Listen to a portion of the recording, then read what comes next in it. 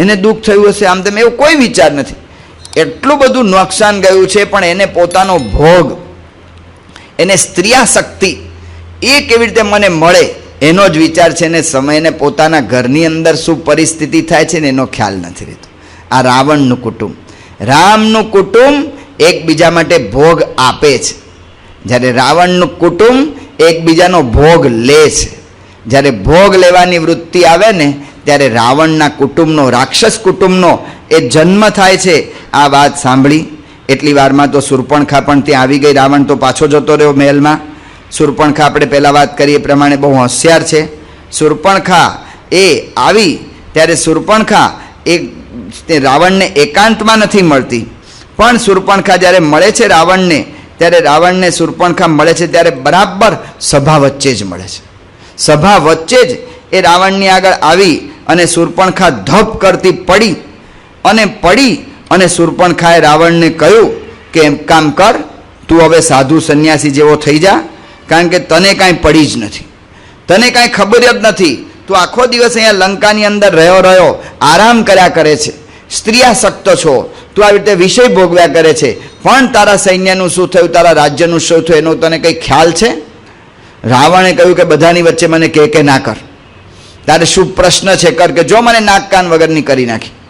મારે તો કંઈ બીજું હતું નહીં, મારે તો એની પત્ની એટલી સુંદર છે કે સ્ત્રીઓની અંદર એના જેવી બીજી કોઈ સ્ત્રી જ નથી. મને એમ થયું કે હું તારા માટે એને લઈ આવું, એટલે હું એને લેવા ગઈ હતી તારા માટે, અને આ રામ એ મારા નાક કાન કાપી નાખ્યા. રામ પણ બહુ સુંદર છે, પણ એણે હું તારા માટે આ કરવા ગઈ અને મારા નાક કાન કાપ્યા, અને તને કંઈ પડી જ નથી. અને ફરી રાવણની વૃત્તિ એ ચંચળ થઈ.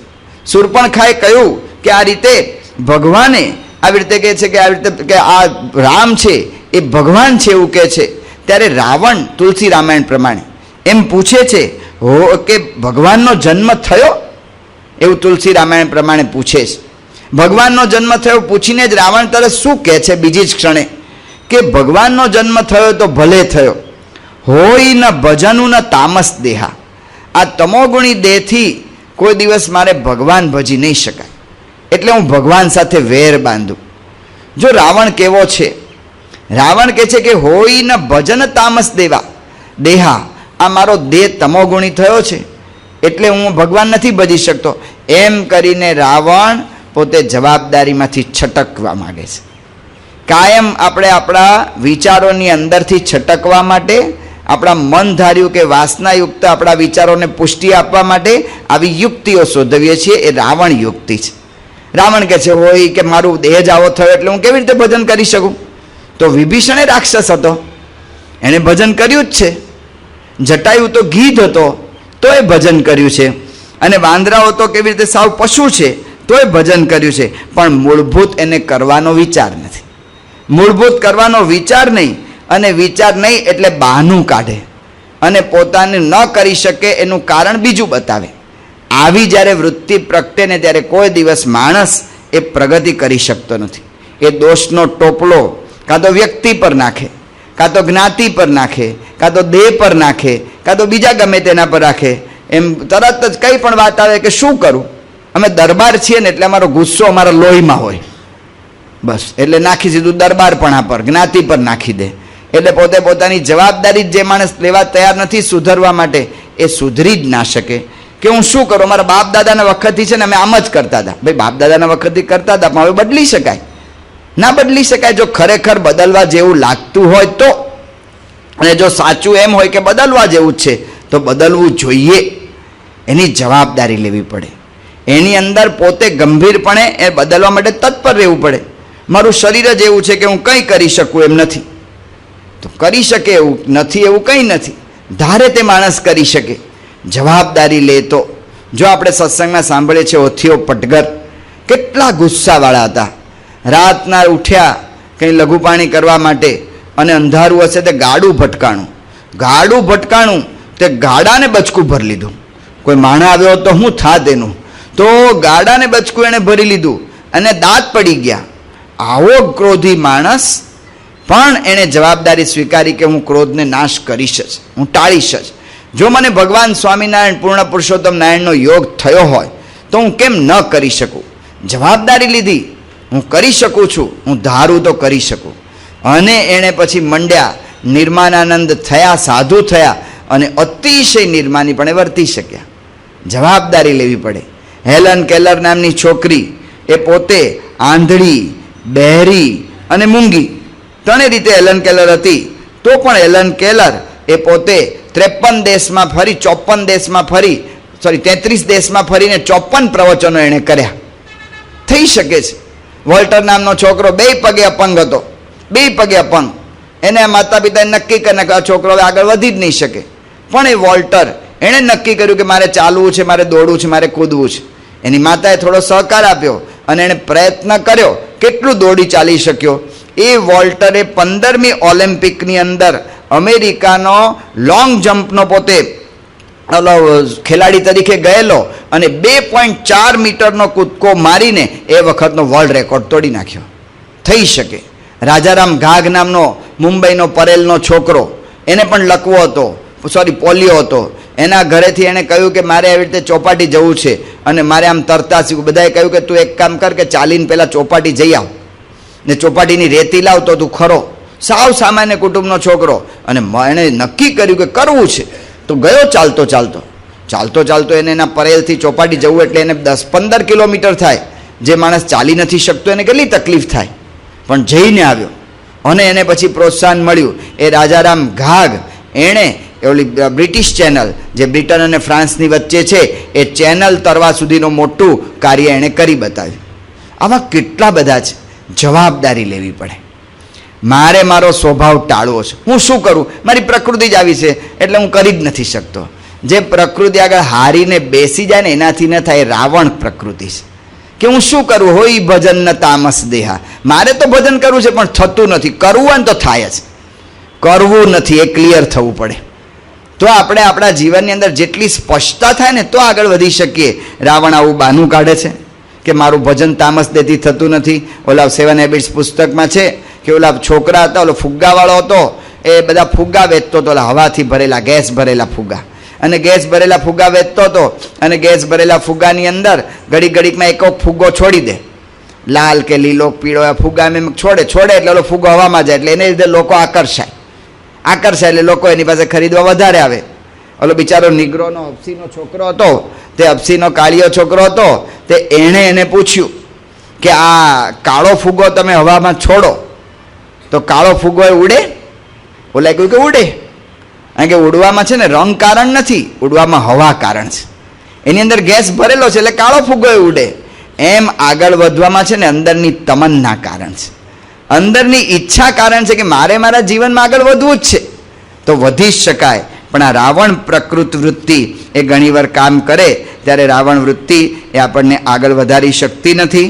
આ બાજુ રાવણ એ મારીચ પાસે ગયો અને મારીચને કહ્યું કે મારીચ, તું મને ગમે તે કે પણ મને તું લઈ જ જા. મારે આ સીતાનું હરણ કરવું જ છે ને એની યુક્તિ કર. ને મને એમ લાગે છે કે તું બહુ આવી રીતે જાદુઈ વિદ્યા કહેતા કે માયાવી વિદ્યા જાણે છે, એટલે તું મૃગનું સ્વરૂપ ધારણ કર, તું સુવર્ણ મૃગ બન અને ગમે એમ કરીને સીતાને તું આ બાજુ ખેંચીને લઈ આવ. એવું મારીચને જ્યારે કહ્યું ત્યારે મારીચે કહ્યું કે રવા દો, આ રાવણ, આ રામને હું એક વખત મેં તો એનો અનુભવ કર્યો છે અને એ વખતે તો રામની કિશોર અવસ્થા હતી અને રામે જે મને બાણ માર્યું ને મને ફેંક્યો છે ત્યારથી સતત હું રામ શબ્દથી ગભરાઉં છું. હું ર કે મ કોઈ બોલે ને એનાથી મને ધ્રુજારી થઈ જાય છે. હું એટલા માટે તો અહીંયા લંકામાં આવીને તપસ્વી જેવું જીવન જીવું છું. ત્યારે રાવણ એકદમ ગુસ્સે થઈ ગયો. એટલે તું મને ડરાવવા માગે છે? પહેલાં રાવણ વિનંતી કરતો તો રાવણ હવે ગુસ્સે થઈ ગયો. આ રાવણ પ્રકૃતિ પહેલાં વિનંતી કરે ઘરમાં કે આપણે આમ કરીશું અને પછી થોડીક ના થાય ને એટલે તરત ગુસ્સો થઈ જાય, એટલે કે એને પોતાની રીતે જ કરવું છે. એટલે રાવણ એકદમ ગુસ્સે થઈ ગયો અને કહ્યું કે તું જો નહીં કરે ને તો હું તને મારી નાખીશ. રામ તો તને જ્યારે મારવાના છે ત્યારે મારશે. ત્યારે મારીચે કહ્યું કે સુલભાહા પુરુષાહ રાજન સતતમ પ્રિયવાદિન અપથ્યસ્ય ચ પ્રિયસ્ય ચ વક્તા શ્રોતા ચ દુર્લભા. પથ્યસ્ય પ્રિયસ્ય ચ વક્તા શ્રોતા ચ દુર્લભા. સુલભા પુરુષા રાજન, હે રાજન, આ લોકની અંદર સતતમ પ્રિયવાદીને સતત પ્રિય બોલનારા પુરુષો સુલભ છે, પણ અપ્રિય હોય કે જેને આવી રીતે પ્રિય બોલે અપ્રિય બોલે પણ અપ્રિય પણ આપણને પથ્ય હોય, આપણા માટે જરૂરનું હોય, એવા વક્તા અને શ્રોતા દુર્લભ છે. આ જ વાત ધૃતરાષ્ટ્રને વિદુરજીએ વિદુર નીતિમાં કહી, સુલભાહા પુરુષા રાજન, હે રાજા, તમને સતત પ્રિય પ્રિય કીધા કરે અને તમારી પાસે આવીને આપણી ભાષામાં કહે તો માખણ લગાવ્યા કરે, એવા ઘણા બધા છે. પણ તમારે જે જરૂરી છે કહેનારા ઓછા છે ને એવું સાંભળનારા ઓછા છે.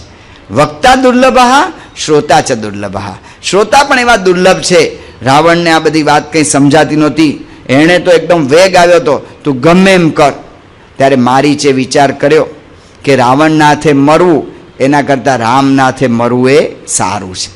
એ વિચાર કરીને મારીચ એ પછી આવી રીતે પોતે નક્કી તૈયાર થઈ ગયો અને મારીચ આ રીતે તૈયારી કરી દીધી. એ વખતે ભગવાન રામચંદ્રજીએ દંડકારણ્યની અંદર તુલસી રામાયણ પ્રમાણે સીતાજીને કહ્યું. એમણે કહ્યું જ્યારે લક્ષ્મણજી એ ફળ ફૂલ લેવા ગયા હતા અને એ વખતે ભગવાન રામચંદ્રજી સીતાજીને કહે છે, મેં કછું કરબી લલિત નર લીલા, હું થોડીક એવી રીતે મનુષ્ય લીલા હવે કરવા માગું છું અને એ મનુષ્ય લીલા મારું યુગ કાર્ય છે, એમાં તમને ઉપાધિ આવશે. એટલા માટે હું ઈચ્છું છું કે આ કાર્ય જ્યાં સુધી હું પૂરું કરવા ઈચ્છું છું ને રાક્ષસોનો નાશ કરવા ઈચ્છું છું, તો રાક્ષસનો નાશ જ્યાં સુધી ન કરું ત્યાં સુધી તમે અગ્નિની અંદર નિવાસ કરો. અને રામની મરજી જોઈને સીતાજીએ અગ્નિમાં આ વખતે એટલે કે અગ્નિદેવની સાથે પહોંચી ગયા અને રામનું યુગ કાર્ય થાય એના માટે સીતાજીએ પોતાના પ્રતિબિંબ રૂપે પોતાના જેવા જ સ્વભાવના, પોતાના જેવા જ રૂપ અને ગુણના એ સીતાને બીજાને ત્યાં મૂક્યા. એને તુલસી રામાયણ અંદર છાયા સીતા કહેવાય છે. તો એ મૂકી અને ગયા. આ બાજુ રાવણે મારીચને સમજાવી દીધો. મારીચને સમજાવી દીધો એટલે મારીચ હવે આ રીતે તૈયાર થઈ ગયો અને મારીચ પોતે એ તૈયાર થઈ ગયો અને તૈયાર થઈ અને મારીચ આગળ નીકળે છે. ખચ્ચરોના રથમાં બેસી રાવણ અને મારીચ એ ઉપડ્યા. દંડકારણ્યની અંદર દૂરથી મારીચે રાવણને એ વિવિધ વૃક્ષોથી, કેળ અને બીજા બધા વૃક્ષોથી શોભેલો એવો એણે બતાવ્યો ત્યાં આશ્રમ કે આ રામનો આશ્રમ છે. રાવણે કહ્યું કે ચલ કાર્ય શરૂ કરી દે અને સુવર્ણ મૃગ રૂપે એ થઈ ગયો. વાલ્મીકી રામાયણમાં લખે છે કે એ મૃગને સોનાના વર્ણવાળા એ સોનેરી મૃગ ઉપર ચાંદીના ટપકા હતા. એનું આખું શરીર, એનું ચામડી એ સોનેરી હતી ને એની પર ચાંદીના ટપકા હતા. એના શિંગડા એ વૈદુર્ય મણીના હતા અને એના હોઠ એ લાલ કમળ જેવા હતા અને ઇન્દ્રનીલ મણી જેવા એના બે સુંદર કાન હતા. એની ખરીઓ પણ વૈદુર્ય મણીની હતી. પગ પાતળા હતા. એનું પૂંછડી એ આમ પટપટ આવતો ત્યારે જાણે જુદા જુદા રંગની એવી આભા પડતી કે જાણે મેઘ ધનુષ્ય હોય એવું દેખાતું હતું. આવો આ મૃગ એ આશ્રમની આજુબાજુ ફરવા માંડ્યો અને આશ્રમની આજુબાજુ ફરવા માંડ્યો અને સીતા એની સામે કેમ જુએ એ પોતે દ્રષ્ટિ એના પર પડે એવો પ્રયત્ન કરવા માંડ્યો. કોઈ વખત આશ્રમ નજીક જાય, કોઈ વખત દૂર જાય, ક્યારેક વળી મૃગલાના ટોળામાં બેસે, ક્યારેક વળી એકાકી રખડે, ક્યારેક વળી બે પગે ઊંચા ઊંચા કૂદકા મારે. આમ પોતે સીતાની દ્રષ્ટિ એ પોતાના તરફ ખેંચાય એનો પ્રયત્ન કરવા માંડ્યો. એ જ વખતે સીતાજી એ ફળ અને ફૂલ ને બધું ચૂંટવા આવેલા હતા અને સીતાજી આવ્યા હતા ત્યાં આંબાના વૃક્ષ પાસે એમણે આશ્ચર્ય જોયું. ઓહો, આશ્ચર્ય! એમ આશ્ચર્ય છે, આવું મૃગલું આખું સોનેરી, ઉપર રૂપેરી ટપકા, પૂંછડી પટપટાવે ને જાણે આખું મેઘધનુષની આભા થતી એવા રંગરંગ નીકળે છે. એનું વૈદુર્ય મણીના શિંગડા, એની ખરી વૈદુર્ય મણી જેવી. આ શું છે? કેટલું સુંદર મુગલું છે. તરત જ સીતાજીએ કહ્યું કે આવો આવો રામ, લક્ષ્મણ, જલ્દી જલ્દી જુઓ જુઓ, આ કેટલું સુંદર મૃગ છે. લક્ષ્મણજીએ પહેલી જ દ્રષ્ટિએ કહ્યું કે ન એમ મૃગ, આ મૃગ મને નથી દેખાતો, આ માયા છે. પણ સીતાજીએ કહ્યું કે ના ના, તમે જુઓ કેટલું સરસ મૃગ છે. એ મૃગ મારું મન હરી લીધું છે. રામ, હું તમને વિનંતી કરું, કોઈ દિવસ આવી રીતે સ્ત્રીએ પોતાને પરાણે ન કહેવું જોઈએ, પણ મારું મન એની અંદર એટલું બધું લાગી આવ્યું છે એટલે કહું છું કે આવા મૃગ મેં ક્યાંય જોયું નથી. જો આ મૃગને તમે પકડી લાવો ને તો આપણા માટે ખરેખર આનંદનો વિષય બને.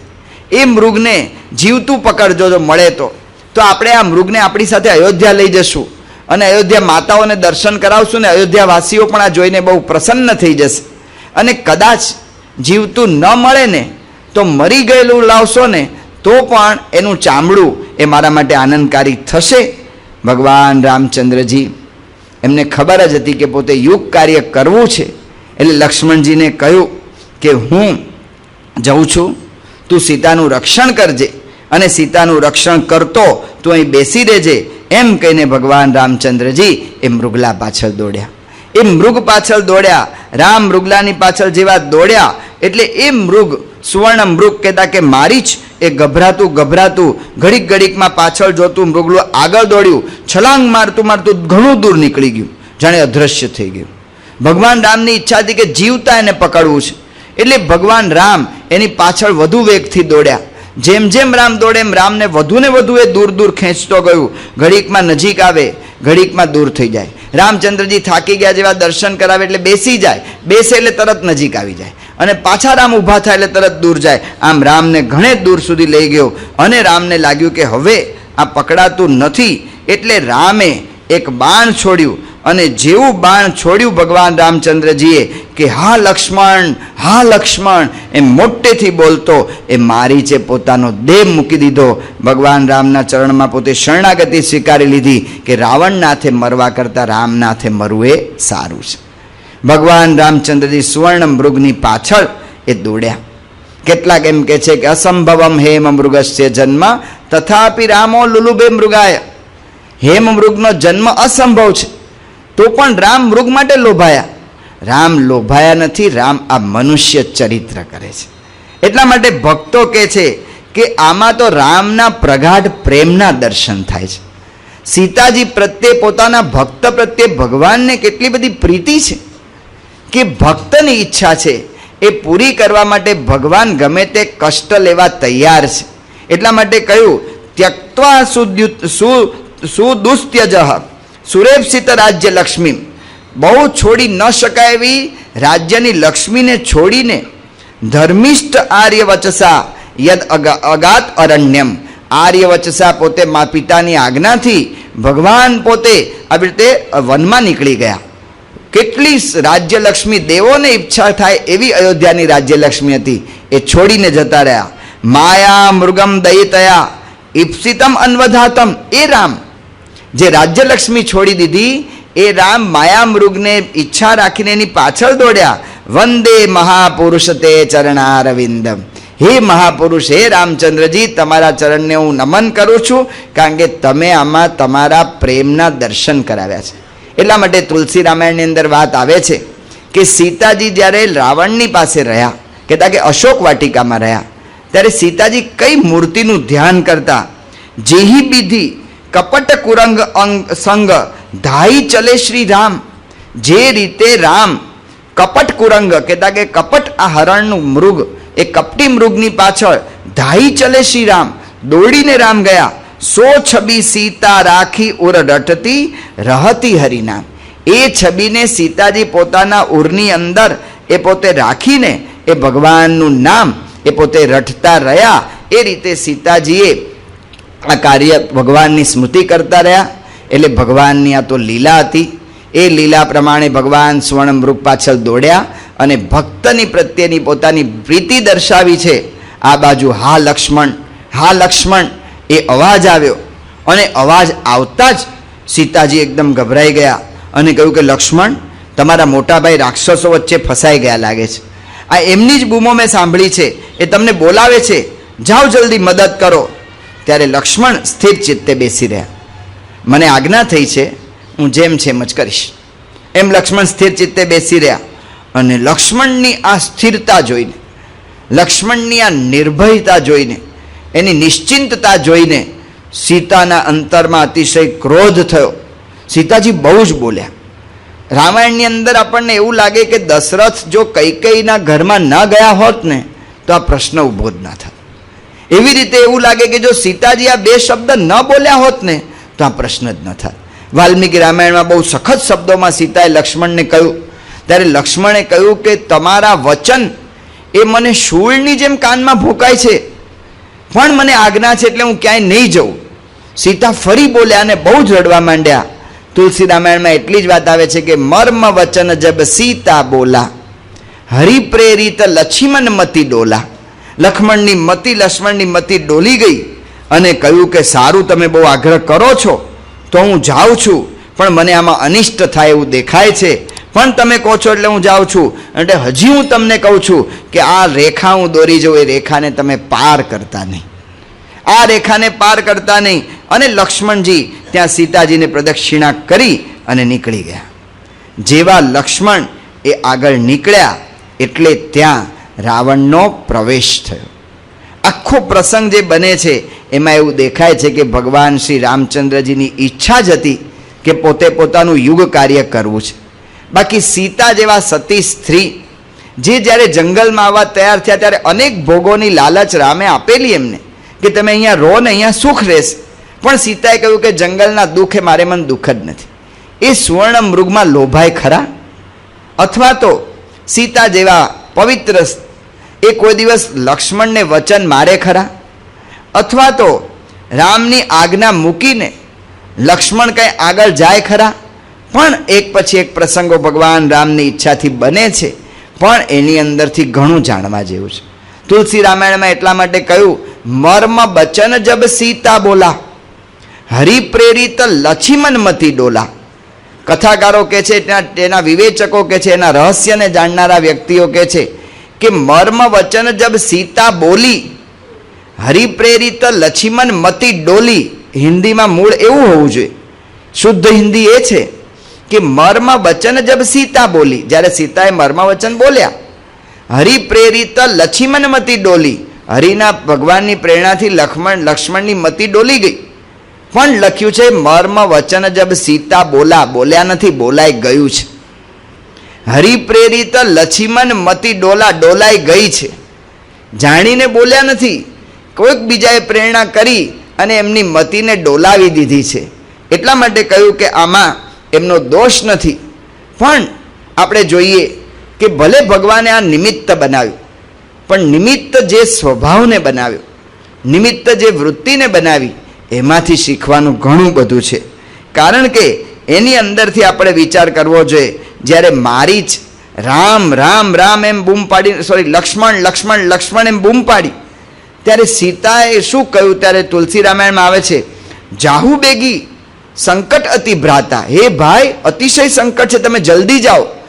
લક્ષ્મણ બિહસી કહા સુનું માતા, લક્ષ્મણ ત્યારે હસ્યા. સીતા કહે છે તમે જલ્દી જાઓ, ત્યારે લક્ષ્મણ હસ્યા. લક્ષ્મણ હસીને કહે છે કે જેના રામચંદ્રજીને કોઈની જરૂર જ નથી, એની તો ભ્રુકુટીથી અનંત બ્રહ્માંડનો નાશ થાય છે, એનું ભ્રુકુટી આમ ફરે એમાં જ, તો એમાંથી ક્યાંથી એને જરૂર છે? આ સાંભળીને સીતા એકદમ ગુસ્સે થઈ ગયા લક્ષ્મણનું હાસ્ય જોઈને. જો બેયનો આ હેતુ જુદો છે, એકબીજાને બે સમજી શક્યા નથી. આ એક આપણે નિમિત્ત બનાવીએ છીએ, બાકી ભગવાનના ભક્તોને તો ભગવાને આવી પ્રેરણા જ કરી હતી યુગ કાર્ય કરવા માટે. પણ એમાંથી આપણે શીખવા માટે આ જોઈએ છે. જ્યારે સીતા રામને બચાવવા માટેની વાત કરે છે, ત્યારે સીતા જાણે છે કે રામચંદ્રજીમાં સંપૂર્ણ બળ છે અને એમાં જરાય વાંધો નહીં આવે, એ સીતાજીને પ્રતીતિ છે. તેમ છતાં પણ સીતાનો પ્રેમ છે ને, એ સીતાને લક્ષ્મણને દોડાવવાની પ્રેરણા આપે છે કે તમે દોડો. ભગવાનનું એક નાનું સરખું દુઃખ પણ સહન થતું નથી. આ પ્રેમ. છોકરો મોટો થઈ ગયો હોય, 25 વર્ષનો થઈ ગયો અને શહેરમાં જતો હોય ને તો એની માં એને ઉપદેશ આપે કે જોજે બેટા, ઓલી લાઈટ થાય ને ત્યારે ઊભા રહી જવું ને આમ કરવું તેમ કરવું. હવે એવું મોટો થઈ ગયો, મને બધી ખબર પડે છે. એનો પ્રેમ, એનું પ્રેમ બોલે છે, એ પ્રેમ બોલે છે. એમ સીતાજીનો અંતરનો પ્રેમ એ કહેતા હતા, એમના પ્રેમથી કહેતા હતા કે લક્ષ્મણ દોડો. અને લક્ષ્મણ એને ભગવાન રામ એની પર શું સંકટ આવવાનું છે? પણ સીતા આવું કહે છે એમ જાણીને લક્ષ્મણ હસ્યા. ઓલાને પ્રેરણા પાછળ એમને રામ વિશેની આત્મીયતા છે, પ્રેમ છે, અને લક્ષ્મણના હાસ્ય પાછળ રામની શક્તિનો વિશ્વાસ છે. પણ બે એકબીજાને સમજી ન શક્યા અને એમાંથી કઠોર શબ્દ નીકળ્યા. એ લક્ષ્મણને ઘાની જેમ વાગ્યા ને એમાંથી આખું રામાયણ થયું. આ રામની રામાયણ જે બધા લોકમાં વાત કરતા હોય છે, એ આમાંથી આખું થયું. કઠોર શબ્દ નીકળ્યા અને આખું થયું. એટલે કુટુંબમાં જ્યારે એકબીજાને સમજી ન શકાય અને ત્યારે પછી એનું નિમિત્ત ક્રોધ બને છે અને ક્રોધ બને ત્યારે અનેક પ્રશ્નો શરૂ થાય છે. ન કહેવાનું કહેવાય જાય છે. કહેવાનું કે શબ્દ તો આકાશનો ભાગ છે, એટલે શબ્દ તો કંઈ રહેતો નથી, પણ એના જે ઘા વાગ્યા હોય ને એ રૂજાતા નથી. ઓલું શિયાળ જંગલમાં ફરતું હતું, તે સિંહને જોયો. એને કંઈક મેલેરિયાનું મચ્છર કરડી ગયું હશે, તે સિંહ ધ્રુજે. મેલેરિયાનો તાવ આવ્યો હશે, ટાઢીયો તાવ, તે સિંહ ધ્રુજતો હતો. શિયાળિયાએ જોયું કે ખરો લાગ આવ્યો છે, એમ કરીને એક લાકડાનું ભૂરું બરાબર લીધું, ઝાડનું કંઈ થળિયા બળિયાનું પડ્યું હશે ત્યાં એ લઈ અને સિંહના માથામાં હારી પેઠે ઠપકાર્યું, કૂતરા લેતો જા. અને પછી ભાગ્યું. સિંહ તો ધ્રુજતો હતો, તાવ સખત હતો, કંઈ કરી શકાય એવું નહોતું, એટલે બેસી રહ્યો. પછી તો સિંહ સાજો થયો એટલે રોજ ઓલા શિયાળને ગોતે, ક્યાં છે. એમ કરતાં કરતાં શિયાળ પકડાઈ ગયું. શિયાળ બુદ્ધિશાળી હતું, હોશિયાર હતું. શિયાળે કહ્યું કે ભાઈ હવે રાજા સાહેબ, મારી તો એ વખતે ભૂલ થઈ ગઈ, હું માફી માગું છું. અને જુઓ, ભગવાને પણ કેવું કરી આપ્યું, મેં તમને ઓલું માર્યું હતું તો એનો ઘા એ દેખાતો નથી, તમારા શરીર પર ક્યાંય દેખાય છે માથા પર, જો એનું જરા એક એ રૂજાઈ ગયો છે, તો ઘા રૂજાઈ ગયો તો તમે આ ભૂલી જાઓ ને, હવે હું એ ભૂલી જાઉં ને તમે ભૂલી જાઓ. સિંહે કહ્યું કે જો ભાઈ, આ દેહ ઉપર જે ઘા પડ્યો હતો ને એ રૂજાઈ ગયો છે, પણ હૃદયમાં જે ઘા પડ્યો છે ને હજી રૂજાયેલો નથી, એટલે તને આ પકડ્યું છે. એક વખત ઘા જે અંતરમાં પડે ને એટલે પછી આ પ્રશ્ન થાય છે. એટલા માટે યોગીજી મહારાજે કહ્યું કે ઊંચે સાદે બોલવું નહીં. યોગી ગીતામાં દુર્વાસાનું ગુસ્સે બગાડ્યું. આપણને ગુસ્સો ખરાબ વસ્તુ છે, તે આપણને શોભે નહીં. કોઈ બે વેણ બોલી જાય તો પગે લાગી સહન કરવું, નમી દેવું. આપણે આ જાણીએ છીએ, તેમ છતાં પણ આ ગુસ્સો વગેરે થઈ જાય છે, તો એ વખતે શું કરવું? તો ત્યાં કહે છે, વિરલ ઝીંઝુવાડિયાનો લેખ ત્યાં આવ્યો હતો પ્રકાશની અંદર, ન્યૂ જર્સીમાં રહે છે, કે અમે ઘર સભા કરતા હતા. અને ઘર સભાથી શું થયું? આમાં અમારા છોકરાની વાત કરી, ઇન્ટરનેટનો પ્રશ્ન હતો ને એને પહેલાં એ વાત કરી છે. પછી લખે છે કે એનામાં તો ઘણું પરિવર્તન આવ્યું, તો સાથે સાથે અમારામાં પણ ઘણું પરિવર્તન આવ્યું. મારા પુત્ર તિલક અને મારી વચ્ચે ઘર્ષણ થવાનું કારણ હતું મારો ગુસ્સો. હું ખીજાઈને જ તેની સાથે વ્યવહાર કરું અને એ બૂમો પાડીને આગ્રહપૂર્વક અમુક નહીં જ કરવાનું એને કહું. આ રોજનો બનાવ હતો. જોકે એની ઉંમર નાની હતી એટલે શાંત રહેતો હતો, પણ મારું વર્તન તો યોગ્ય નહોતું જ. ઘર સભાને કારણે મને એમ લાગ્યું કે મારું વર્તન યોગ્ય નથી.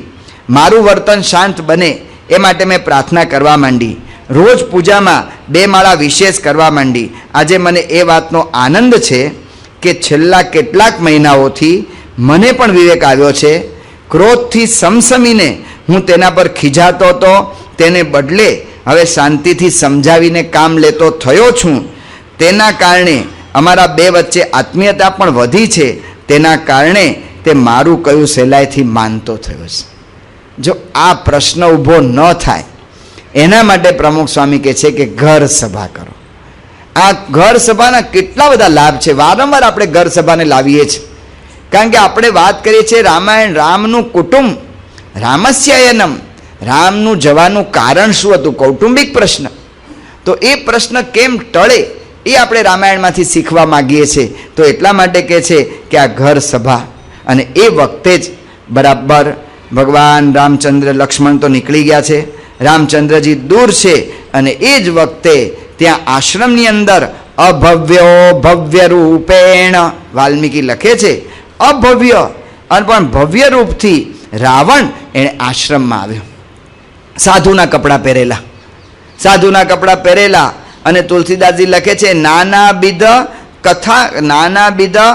કથા સુહાઈ, રાજનીતિ ભય પ્રીતિ દેખાય. નાનાવિધ, દરેક પ્રકાર, નાનાવિધિ કરી કથા સુહાઈ, અને બધી વાતો કરવા માંડ્યો. સીતાજીને બધું કહેવા માંડ્યો, અને સીતાજી એમાં મોહાઈ ગયા, સીતાજી એમાં ભોળવાઈ ગયા કે આ તો સાધુ છે. સાધુ ઘરે આવ્યો હોય તો અતિથિ સત્કાર થવો પડે. અભવ્યો ભવ્ય રૂપેણ, જ્યારે સમાજની અંદર રાવણ આવે છે ને ત્યારે ભાઈ સાધુનો વેશ પહેરીને જ આવે છે. એટલા માટે ચેતવા જેવું છે. એટલા માટે ચેતીને કરવું જોઈએ, કે આ વેશમાં બધા જ ધંધા થઈ શકે છે. આ એક એવા કપડાં છે ને કે વગર પૈસાનો ધંધો, અને વગર પૈસાનો ધંધો, આમાં કંઈ ઇન્વેસ્ટમેન્ટ નહીં, આમાં કોઈ ઇન્વેસ્ટમેન્ટ નહીં. મુંડ મુંડાએ 3 ગુણ, મીઠે શિર કી ખાજ, ખાને કો લડ્ડુ મિલે, લોક કહે મહારાજ. અમે માથું મુંડાવીએ એમાં 3 ગુણ. એક તો અમારે ખોડો બોડો જતી રહે, કારણ કે મહિને મહિને મુંડાવાનું. મીઠે શિર કી ખાજ, ખાને કો લડ્ડુ મિલે, ખાવા માટે લાડુ મળે. અને લોકો હો મહારાજ સ્વામી અમારે ઘેર જમવા પધારો, ને હાથ જોડીને જ ઊભા હોય કે સ્વામી આવો ને આવો ને. તો મીઠે શિર કી ખાજ, ખાને કો લડ્ડુ મિલે, લોક કહે મહારાજ. કંઈ ઇન્વેસ્ટમેન્ટ નહીં તમારે, કશું ઇન્વેસ્ટમેન્ટ વગર લાખો રૂપિયા તમે કમાઈ શકો, કરોડો એ કમાઈ શકો ધારો તો, જેવી જેની આવડત. પણ એટલું આમાં કરી શકે એવું છે. એટલા માટે ચેતવા જેવું છે કે રાવણ જ્યારે આવે ને ત્યારે સાધુના વેશે આવે છે. જેમ સાવજનું સાધુપણું મરકટ મુખે લીધા લગે, તેમ અસાધુ સાધુ થઈને સાધુની સેવાએ ઠગે. જેમ મરકટ, સિંહ ઘરડો થઈ ગયો, શિકાર ના કરી શકે, એટલે સિંહે વિચાર કર્યો કે હવે શિકાર કેવી રીતે કરવો. તે સિંહ ફૂંક મારે ને ચાલે, ફૂંક મારે ને ચાલે. તે વાંદરાએ પૂછ્યું કે તમે આટલું બધું, કે હવે જો હું ધાર્મિક થઈ ગયો, આખી જિંદગી તો મેં બધું કર્યું છે, એટલે હવે મેં છે ને ધાર્મિક વૃત્તિ કેળવી લીધી છે, હવે હું કોઈ દિવસ કોઈની હિંસા કરતો નથી. એટલે વાંદરો બિચારો ભોળપણથી નજીક આવ્યો કે એની યારે વાતો કરી, હવે હિંસા કરતો, કારણ કે જો કે આ કે કોઈ કીડી મકોડીએ મરી ન જાય ને એટલા માટે હું ફૂંક મારી મારીને ચાલું છું. ઓહો, બહુ સાધુતા. તે નીચે ઉતરી ગયો વાંદરો. યોગીમાની બોધ કથામાં વાત આવે છે. નીચે વાંદરો ઉતર્યો, અને નીચે વાંદરો ઉતર્યો તો વાંદરો જેવો નજીક આવ્યો ને સિંહે પકડી લીધો. જેવો નજીક આવ્યો ને સિંહે પકડી લીધો એટલે વાંદરો છે ને ખડખડાટ હસવા માંડ્યો. વાંદરો ખડખડાટ હસવા માંડ્યો. સિંહ કે હું તને મારી નાખીશ તો તું હસે છે કેમ? વાંદરો કે હું તમને કહી કેવી રીતે શકું, કે તમને છોડો તો હું કહું ને તમને. એટલે વાંદરાએ છોડ્યો, સિંહે છોડ્યો. જેવો છોડ્યો કે વાંદરો છલાંગ મારીને ઉપર જતો રહ્યો અને રડવા માંડ્યો. સિંહે કહ્યું કે કેમ રડે છે? હવે પહેલા હસતો તો ને, કે રડું છું એટલા માટે કે મારા જેવા કેટલાયને તમે ભોળવ્યા હશે ને હજી મારા જેવા કેટલાયને ભોળવશો, એટલે આ સાધુપણું મૂકી દો તો સારું. જેમાં સાવજનું સાધુપણું મરકટ મુખે લીધા લગે, તેમાં અસાધુ સાધુ થઈને સાધુને સેવાએ ઠગે. અસાધુ સાધુ થઈને ઠગે. એટલા માટે નિષ્કાન સ્વામીએ કહ્યું કે સાચા સંતના અંગ એંધાણ રે, જોઈ લેવા જીવડીએ, જેને મળવે માનું કલ્યાણ રે, તેને જોવા ઘડી ઘડીએ, ખાતા પીતા જોતા જણાશે રે, આશય એના અંતરનો ઉઠે બેસે બોલે કળાશે રે, પાસે વસતા એ નરનો હશે હાર દહૈયા કેરું રે, વણ કહીએ પણ વર્તાશે, જેમ જેમ છપાડશે ગણેરું રે, તેમ તેમ છતું થશે. સાચા સંતના અંગે ધાન જોઈ લેવા જીવડીએ, બરાબર જોઈ લેવું જોઈએ. ખાતા પીતા ઉઠતા બેસતા બધી ક્રિયા જોઈએ ને તો ખબર પડે. એક આશ્રમમાં બધા ગયા હતા બધા, અને બહુ જ્ઞાની પુરુષનો આશ્રમ હતો. તો ત્યાં ઓલા લોકોએ પૂછ્યું કે તમારા આ ગુરુ છે એ શું જમે છે? ઓલો અકરાઈ ગયો એકદમ, શું જમે છે નથી જમતા ને બધું શું ચર્ચા કરે, એના જ્ઞાનને જુઓ ને.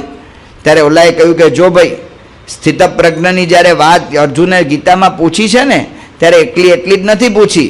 અર્જુને કહ્યું કે સ્થિત પ્રજ્ઞસ્ય કા ભાષા સમાધિસ્થસ્ય કેશવ સ્થિતધિ કિમ પ્રભાષેત. સ્થિતધિ પુરુષ હોય જે સ્થિત પ્રજ્ઞ છે એ કેવી રીતે પ્રવચન કરે છે એ તો જાણવાનું છે, પણ કિમ આસીત એ કેમ બેસે છે, કિમ વ્રજે તો ચાલે છે ત્યારે કેવી રીતે ચાલે છે, એની દરેકે દરેક ક્રિયામાં એની સ્થિત પ્રજ્ઞતા પ્રગટે છે. આ તો ખાલી પ્રવચન ને વાતો થોડું ઘણું કરે તો આપણને હો બહુ મોટા ને બહુ સારા, પણ ભાઈ સાહેબ ખાતા પીતા ઉઠતા બેસતા હાલતા ચાલતા દરેકે દરેક ક્રિયાનો તપાસ કરવો પડે. દરેકે દરેક ક્રિયાનો તપાસ કરવો પડે. એટલે તાવડીને 3 ટકોરા મારીએ છીએ, એટલે 15-20 રૂપિયાની તાવડી અને કદાચ તડવાળી આવી ગઈ તો હું વાંધો આવી ગયા બીજી લેવાશે, કે ના વ્યવસ્થિત લેવી જોઈએ. તો જ્યાં માથું મૂકવાનું છે એવા સંતની પરીક્ષા કરવી જોઈએ. નહીતર રાવણ એ સાધુ રૂપે આવે છે ને ઓળખાતો નથી. સીતાજી ભોળા સ્વભાવથી રાવણને ઓળખી શક્યા નથી અને રાવણને દાન આપવા માટે નજીક જાય છે. અને એ વખતે રાવણ પોતાનું અસલ સ્વરૂપ તબ રાવણ નિજ રૂપ દેખાવા પોતાનું અસલ સ્વરૂપ પ્રગટ કર્યું અને પ્રગટ કરીને સીતાને કહ્યું કે હું રાવણ રાક્ષસનો રાજા, દેવો મારી ચરણાબિંદ મારા પકડે છે, મારી અસંખ્ય સ્ત્રીઓ છે, પણ જ્યારથી તારી વાત સાંભળી ત્યારથી એ મને ગમતી નથી, તું મને પરણ, હું તને પટરાણી બનાવીશ. અને સીતાજી ટટ્ટાર થઈ ગયા. સીતાજીએ કહ્યું કે તારામાં ને રામમાં અનેક ગણું અંતર છે, ક્યાં તું ને ક્યાં રામ, ક્યાં રામ સિંહ અને ક્યાં તું સસલું, ક્યાં રામ સોના જેવા અને ક્યાં તું લોખંડ જેવો, રામ ચંદન જેવા છે ને તું કાદવ જેવો છે, રામ હાથી જેવા છે ને તું બિલાડો છે, રામ ગરુડ જેવા છે ને તું કાગડો છે, અને રામ મોર છે ને તું મરઘો છે. તું મને ધારે છે પણ તું મારું હરણ નહીં કરી શકે. સીતા રાહ જુએ કે વાતોમાં કંઈક રોકી રાખું અને ભગવાન રામચંદ્રજી પધારી જાય, પણ આવી રીતે ત્યાં ભગવાનના યુગ કાર્યની ઈચ્છા હશે. અને એ વખતે રાવણ એકદમ સીતાજીને પકડ્યા અને સીતાજીને એવી રીતે એને એકદમ ઊંચકી લીધા. ડાબા હાથમાં સીતાનું માથું, જમણા હાથમાં એના પગ, આમ ઉપાડીને રાવણે પોતાના રથની અંદર સીતાને મૂક્યા. જેવા સીતાને રથમાં મૂક્યા કે સીતાએ બૂમાબૂમ કરી, મને બચાવો બચાવો, રામ બચાવો, લક્ષ્મણ બચાવો, મારી રક્ષા કરો, એ જટાયુ મારી રક્ષા કર. અને જે પંચવટીના આશ્રમની બાજુમાં જટાયુ ગીધ એ ત્યાં બેઠો હતો, વૃદ્ધ અવસ્થાનો હતો, દશરથનો મિત્ર હતો, એટલે રામની સાથે ત્યાં રહેતો હતો. એકદમ ઝાંકી ગયો, થોડાક ઝોકા ખાતો હતો, થોડીક પણ આવી રીતે નિદ્રા આવી ગઈ, થોડીક અસાધાનપણું થયું, થોડુંક જાણપણું ચૂક્યા અને સીતાજી હરાઈ ગયા. થોડુંક ચૂકાય એમાં જ થાય છે. ભગવાન સ્વામિનારાયણના માતા ભક્તિ માતા જ્યારે ભગવાનને પારણામાં પોઢાડ્યા હતા ને થોડુંક ઘરકારમાં પ્રવૃત્ત થયા, ભગવાનને ભૂલ્યા અને એ જ વખતે કોટરાઓ ભગવાનને ઉપાડીને જતી રહી. એટલે ભગવાનને મેળવવા માટે, ભગવાનને મળ્યા પછી પણ જાણપણું બહુ અગત્યનું છે. જટાયુ એકદમ ઊભા થઈ ગયા અને જટાયુ એકદમ દોડ્યા, રાવણની પાછળ દોડ્યા. સૌ પ્રથમ જટાયુએ રાવણને સમજાવ્યું કે જો રાવણ તું રાક્ષસનો રાજા હોય તો હું ગીધનો રાજા જટાયુ છું. શા માટે તું આ પર સ્ત્રીનું હરણ કરે છે? આવું નિંદિત કર્મ તારા જેવા રાજાને શોભે? અને રામ તો અનંતનું હિતકારી છે, એના માટે શું કામ તું આવું કરે છે? તું તો રાજા છો, આદર્શ બનવું જોઈએ, પાપ કર્મ ન કરવું જોઈએ. પણ આ બધી વાતોમાં કાંઈ રાવણને રસ હતો નહીં. એટલે રાવણ તો રથ હાંકીને અને ભાગવામાં ઉત્સાહ હતો, એટલે આગળ ચાલવા માંડ્યો.